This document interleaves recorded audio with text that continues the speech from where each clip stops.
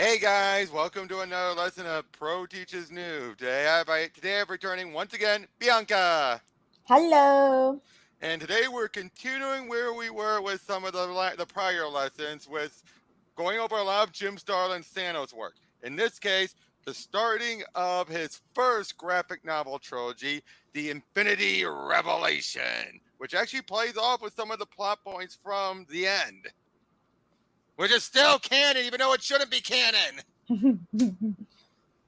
But what do you think about this cover so far? It's simple, but it has an appeal. Especially with him going, yeah, that's Stallone left, doesn't he? Yeah. Oh, once again, it's always doing that. We get a bit of an intro from a Douglas Wolk, who worked on reading comics, how graphic novels work, and what they mean. Oh, here we and nothing.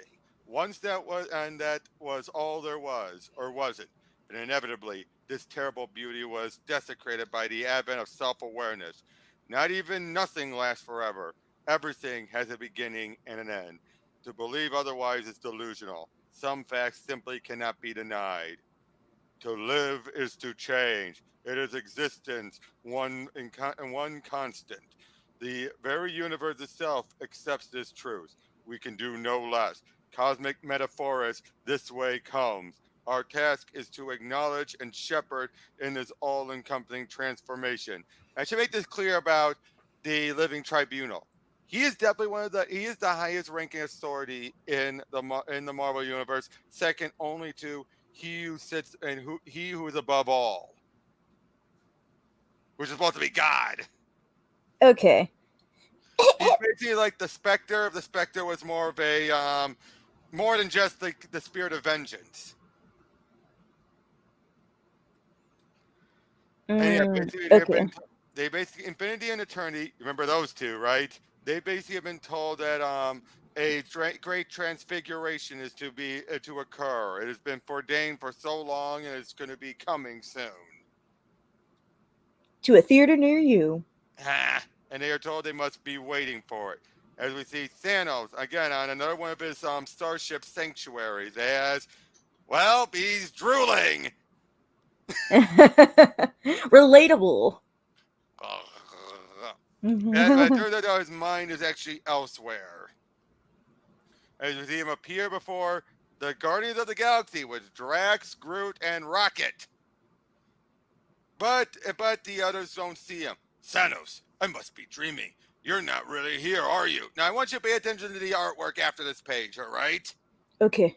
All right. Here enough to accomplish that which I must, which is something you and I have never before attempted. Indulge in a conversation. I'm listening. I have a question. You and I have both died and been resurrected numerous times. So, since your latest revival, have you noticed anything different? As if something were amiss. All I desire is your death. Killing you is what I was created to do. I should have realized, Drax, that consulting you on an introspective consideration was a waste of time. You only see one goal and have little awareness and no appreciation of the peripherals. A pity. Do you see anything different? Bro, why he's costume change? That's actually a big part of the story. Was is Groot concerned at all? They don't, they're not aware of what's going on. So he just looks back. He's like, "Oh, he's just talking to himself." I was like, Drex, old boy, tell me, are you smoking something we ought to know about? Damnation. Right, Oh my Mistress god. Death, trespass, there is an intruder. Right, he's basically at what is known as the Infinity Well. Thanos of Titan, my mistress wishes me to inform you that you do not belong within this dark domain. You will depart the realm immediately, and if I choose not to, there will be consequences. There are always consequences, What? especially where ill-considered demands are involved. Thank you. I've been looking for an opportunity to try that. Was not entirely certain I can manage in this state. While I find this comforting, you should consider it illuminating. Mistress, when you rejected me, denying me the comforting of your presence, you lost all power over me. Listen carefully to and heed well my words. I will depart your realm when my business here is concluded, and not a moment sooner. Look at that smile on her face. Like, in truth, Thanos, my control over you has always been illusory. You have forever been outside the astral norm. And look at his face, like, duh! Life and death were never intended to hold sway over you. And now the destinies have chosen you to once again be a key player in a new and vast cosmic drama of mysterious design. My role? That is not for me to say. The well will provide what answers you need. Further comprehension is your responsibility. When you depart, please take this one with you. Like you, he does not belong here. Another reject? Oh, I did not recognize you before. Mistress Death? And he soon looks and he finds him like this weird carved box, and he's a bunch of cryptic messages. To which he decides to leave, as the spirit is there. You managed to hitch a ride back, I see. I welcome your return to the land of breathing, consuming, and fearing the inevitable cessation of those activities, but do not gaze upon me with any expectations. I did not request your company, nor do I feel obligated to be of any assistance in this resurrection. Embodiment is solely your responsibility. But as I recall, energy manipulation is something you became quite adept at in your last incarnation. That talent, I should think, will serve you well presently. Meanwhile, I have another matter to attend to. As he asks his computer to find, to look through these equations, and whoosh, no cocoon this time around. I salute your triumphant return to life, Adam Warlock. And sir, is medical assistance required? No, computer, but inform maintenance this desk will require resurfacing. Rebirth, exhausting. There will be plenty of time for rest later. I have, and basically didn't ask, and then eventually, they do talk a little bit, but he's so tired he just passes out. So then he finds out about the location of this box. As we see Silver Surfer, well, surfing around. Hey, Yep, cowabunga, dudes! Let's get yep. some gnarly waves. As he's basically following some bit of weird energy. And he comes across this Calicor, this weird guy who does these bubbles, which are actually a type of drug. So, I Fish know. drugs. Yep. And as he freaks out, although Silver Surfer says, try to relax. Fear not. All I seek is information about this location. It's an archaeological dig, but as the surfer goes through, he finds this weird geometric form with a near infinite power. They just seem to Pop up randomly pop everywhere. up Yep. And whenever he it's realizes convenient. then he's going to need some help to to guard this. Meanwhile, we see the Badoon, a race of a species that Thanos has utilized before. And he's like, no pilgrimage. I come seeking a certain object. He shows it and it's one of the most holy relics of the Badoon. To which they say, you would be, and he was not aware of it. You would be well advised to surrender said object to me immediately, priest. That will not occur, Titan. That was the wrong choice to make, priest. We see Adam Warlock waking up. He starts looking over the numbers as Thanos makes his way in there and finds the relic and finds this weird keychain thing that looks very much like that larger item relic we saw earlier. The priest shows up, stands an arm, asking, "Why are you doing this?" To which even Thanos says, "I'm not as tolerant as I used to be. The old temper flares up far too easily." And as he leaves, he slaughters so many of the Badoon. Bruh. Yep. He then meets up with Adam Warlock, who is looking over everything, shows him the trinket, and he says, "An item the Infinity Well guided me to, but its purpose currently eludes my comprehension." Then he soon realizes that these numbers are latitude and longitude, which he realized after Adam Warlock decided the numbers just needed to be broken up a bit. But when Adam is considered weakened, in case you didn't know, his outfit changes too. See? Yeah, what the heck? Wait, so is the other one an older costume or is it just a? Oh no, no, it's a completely different costume we've never seen before. It looks ugly. What? This I one? hate it. This one? Yes. Get used to it. No, Unfortunately, you're gonna have to get used to it. I forgot. Adam Warlock. Adam Warlock is his son, right? No, his son would be sane. Okay. So Adam Warlock and him are buddies. On again, off again. Basically, Adam Warlock is one of the types who would understand when Thanos is on the side of good, but when he's on the side of evil, he would do what it takes to stop him. It's like because I was gonna say, like every single story where Thanos needs to do something, whether bad or good, he's going to use him anyway. Oh yeah, because well, either way, Adam Warlock is Makes always me going kind to of be friends sad. with Thanos. But yeah, he basically then zaps some energy into Adam, which actually um, gives him a bit of an energy boost. He now feels better as they decide to head off and find where these coordinates would take him to. And once they do, they use this teleportation bubble to send them across another dimension. Join me within, and I will illuminate. Of course, whatever is occurring here cannot possibly end well. But I just can't leave Thanos on his own. So yes, I see why you chose this place for contemplation. No distractions here. As we then find out about Akhenaten, this is where he reveals how he's been sensing this ever since. Now, this is giving a bit of a summary of the events of Marvel The End. You know, him gaining the heart of the universe, humanity, all the heroes coming after him, and him overreacting. Although that was the Genesis Captain Marvel, and then him absorbing everything.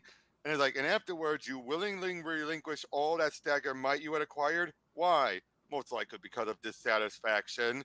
So, in other words, he's broad stroking what happened in Marvel the End by giving a different reason, Mm. removing the whole notion of death being permanent. Oh yeah, the kiss they gave that she gave him, and then once he returned, and I love this end. And but it was a death that didn't last. No, and after that, I truly began to act oddly.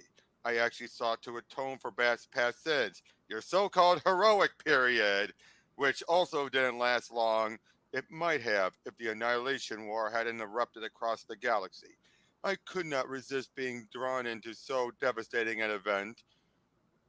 I never quite understood your siding with Annihilus for no other reason than he was the most interesting player in the game. And I was later instrumental in his ultimate destruction, but only after you were slain by a greatly weakened Drax the Destroyer. How did that come to be? I was feeling all used up, couldn't and find no good reason to carry on. I am more than ready for the ultimate test, but that was not meant to be. Thanks to your evil other self, the Magus and his damnable Universal Church of Truth, they resurrected me to become their slave. That didn't work out so well, if I recall. Yes, affronting Titans can prove perilous. Now I appear to be fairly unkillable. And stranger? Unfortunately, yes. Some of my most recent actions I cannot even justify to myself. There's been this strange obsession I have been having about Earth. Well, to some you are known as the Mad Titan. Do not seek to try my patience, Warlock. I sense cosmic forces at play. An astral pattern of staggering magnitude is falling into place. I believe the trinket you hold may help me read it. But first, I must decipher how to utilize it. Have you tried doing this?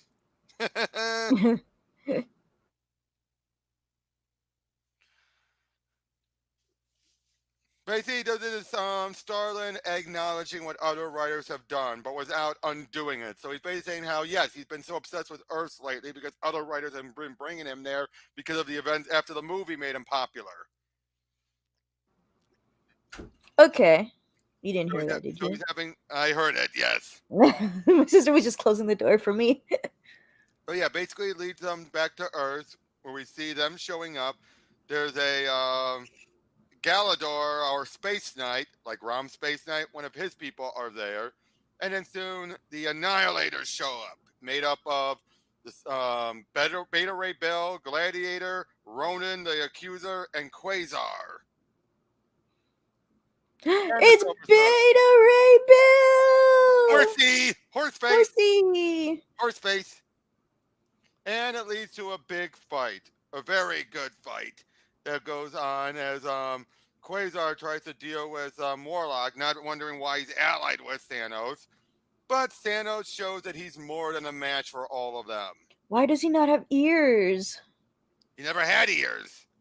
I. He's a horse Why? face, but he's not an actual horse. It looks weird. He looks like a camel. But yeah, he takes down Beta Rebel, then he smashes the Ronin's hammer, and then he pounds him, which leads to this one line: "The pleasure of inflicting this kind of punishment is nearly orgasmic." Do not fall as yet, accuser. This Titan is just beginning to enjoy himself. Is this the best the vaunted accuser corps can muster? I expected a much more challenging contest, dear adjudicator. You disappoint. And then they take down Quasar pretty quickly with thanks to Adam. But then the Surfer shows up. But thanks to Adam Warlock, he's knocked out as well. Knowing then that they were protecting it. All right, but like Galactus, I have always found the Surfer so easy to manipulate that senseless waste of such valuable asset would be criminal. You mistake the desire for a little exercise with unbridled rage. Ha ha! But yeah, they find the bigger brother of their trinket, which ends up leading them into another dimension where they find another Earth. And if you notice, this is the world, and this here are the Thanos and Warlock we've been following, and this is the other one. And notice the outfits. That's the one he's been swapping with. Wait, is there a different in Thanos or is it just No, Adam? they're two different Thanoses, but they look identical, whereas the Adam Warlocks do not.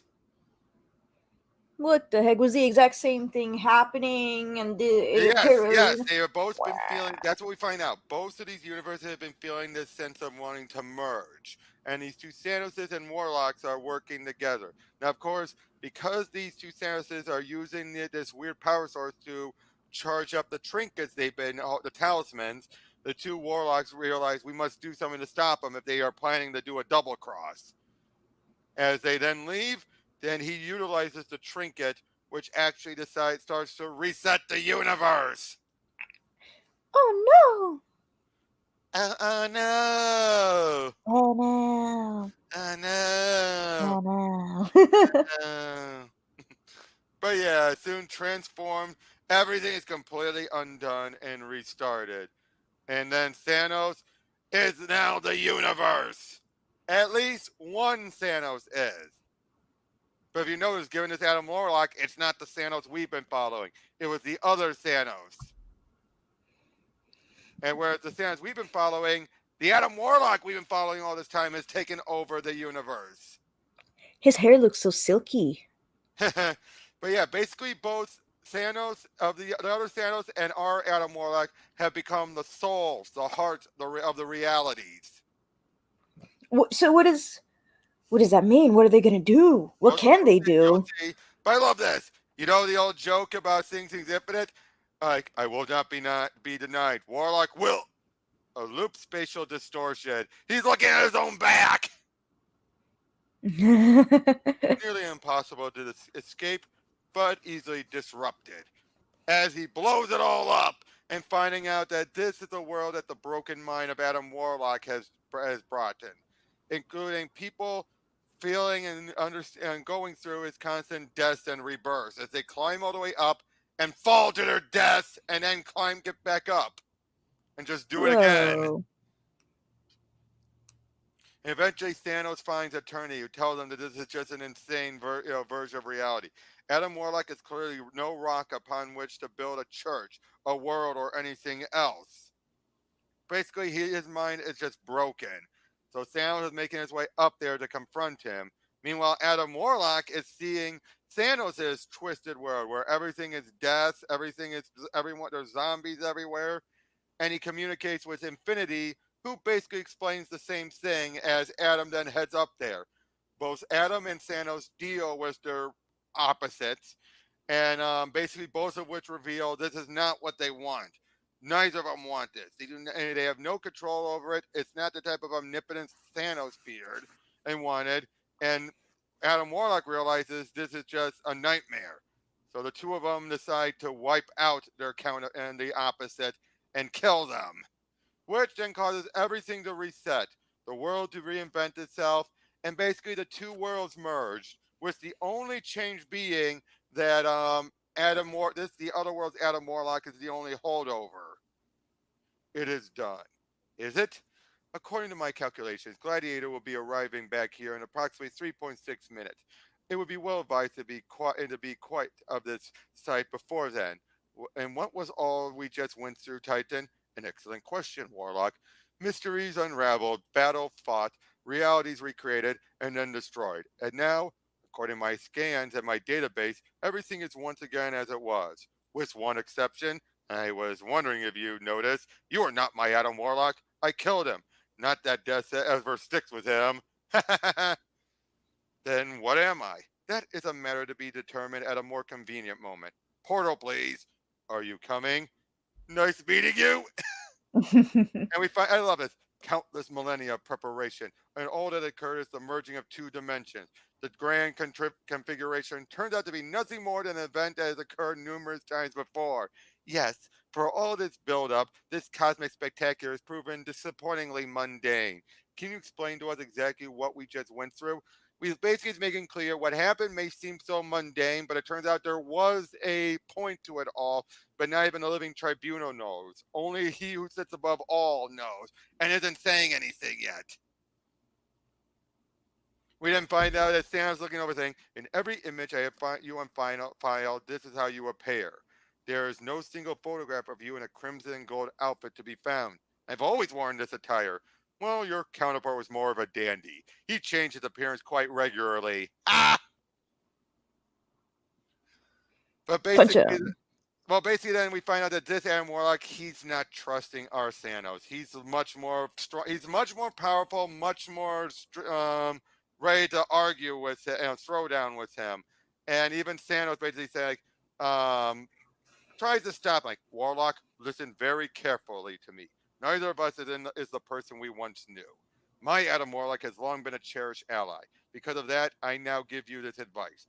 I can plainly see where our exchange is leading. It will gain neither of us anything of value. I suggest you depart immediately.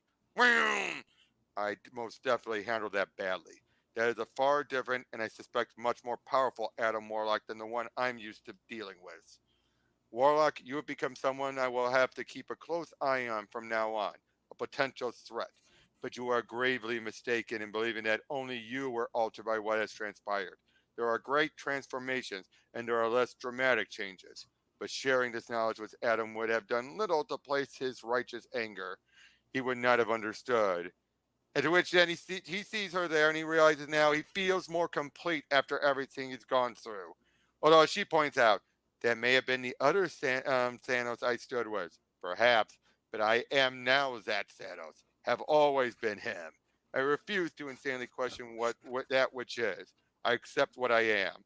A balance has once again been restored in the universe. In me, being is enough. What now, my love? Now we plan out the next act of the dark drama, as we call our existence, my love. We are again as one.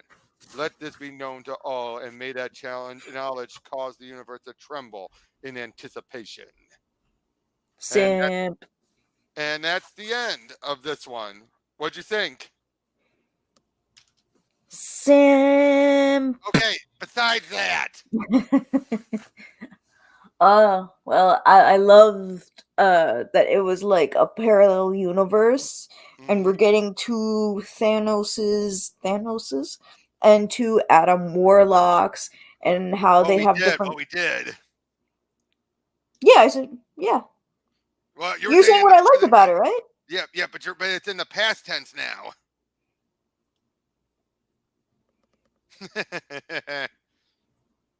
It still happened. You're right, it did. I'm looking forward to the next one of what's going to happen.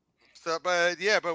So, are you still curious though, especially given this other Adam Warlock? I mean, now overall, would you say this was too brief of a read, or do you think because a lot of it just dealt with summarizing Marvel Universe the end? Did you notice that?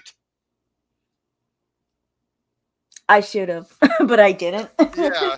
I mean, overall though, this was a good short read, right? Like a nice little. It could have been a self-contained story, but of course he has more to do with it. Because originally he was told he could use Adam, as Starlin was told, he wasn't sure if he'd be allowed to use him further. Eventually he was told he could, and that's where the next few books come through. But next, we are not going to the next graphic novel yet. We actually have another miniseries to go over, a much shorter one called Thanos versus Hulk. The only problem is that title is a complete lie. They clickbaiting stories. Yep, but we'll see you on that one. Take care. Bye.